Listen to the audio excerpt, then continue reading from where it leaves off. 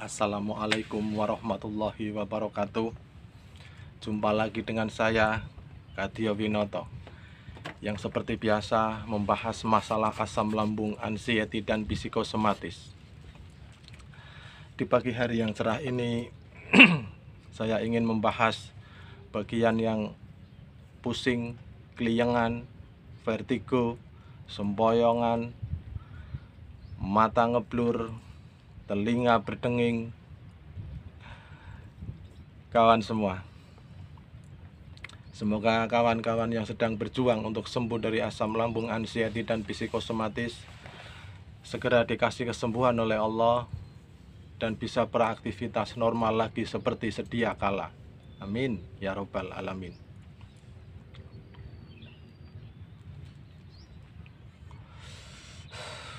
Kawan semua dimanapun berada,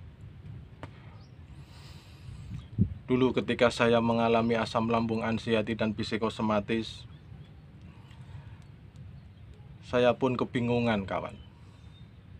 Kenapa ini kok pusing, keliengan, vertigo, migrain, sempoyongan, mata ngeblur, telinga berdenging.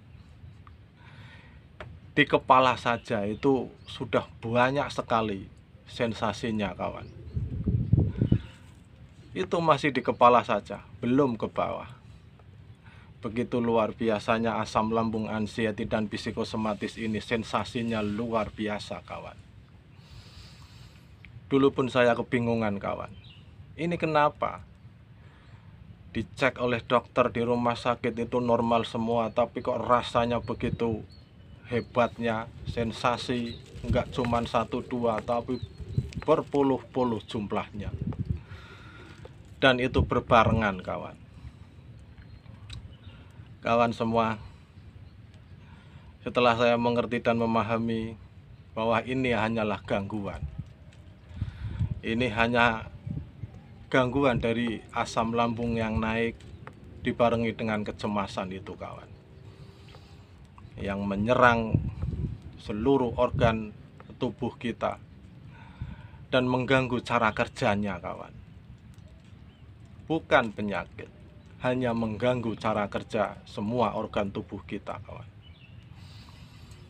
Sehingga kita pun sering berprasangka buruk.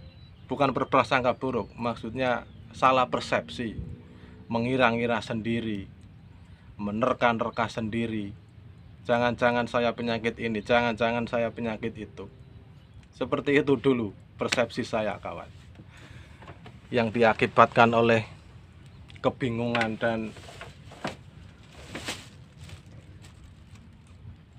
berpikir negatif, kawan. Kawan semua, pahami saja, sadari saja bahwa ini hanya gangguan. Walaupun rasanya begitu luar biasa, sadari saja, kawan, dan tetap beraktivitas sebisanya, semampunya. Lambat laun pun akan semakin membaik, kawan. Sabar saja, kawan. Kawan semua, ada banyak faktor kenapa kok keliengan, vertigo, pusing, migrain, sempoyongan, dan sebagainya itu tadi, kawan. Bisa juga diakibatkan karena kita kurang tidur. Bisa juga diakibatkan karena asupan nutrisi itu tidak lancar, kawan. Bisa juga diakibatkan dari kecemasan itu, kawan. Tetapi yang jelas dan yang pasti, biang keraknya adalah kecemasan itu sendiri, kawan, yang membuat pemikiran kita menjadi negatif. Karena kita sudah kesana kesini meminta obat ini itu, membeli herbal ini itu, ke dokter sana, ke dokter sini, bahkan ke rumah sakit, ke UGD. Jawabannya sama, kawan, bahwa kita itu normal-normal saja. Kita hanya asam lambung, disertai dengan kecemasan. Kawan semua, setelah saya sehat, sembuh, normal kembali, saya bisa tertawa, tersenyum, bersenda gurau dengan kawan-kawan semua. Ada yang lucu dari penyakit asam lambung anxiety psikosomatis ini, kawan. Yang sebenarnya juga bukan penyakit, hanya gangguan, kawan.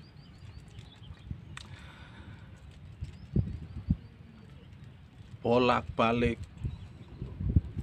rasanya itu, kalau dulu saya merasakan itu ya begitu takutnya, begitu berbahayanya rasanya. Tetapi kalau setelah sudah sembuh sehat, tertawa, kawan. Ternyata dulu kita hanya dibodohi oleh pemikiran-pemikiran kita sendiri, kawan. Yang kita bertanya ke sana ke sini, ke dokter ini, ke dokter itu, ke herbal ini, ke herbal itu, tidak menemukan jawabannya, kawan. Itulah yang membuat kita, para penderita anxiety itu biasanya itu kebingungan dan suka menerka-nerka sendiri. Karena jawabannya itu sama, bahwa kita sehat-sehat saja, dicek juga normal-normal saja. Kawan semua, itu dari kecemasan, kawan, yang mengakibatkan kegelisahan, kebingungan, was-was, rasa takut, yang ujungnya itu ya takut mati itu.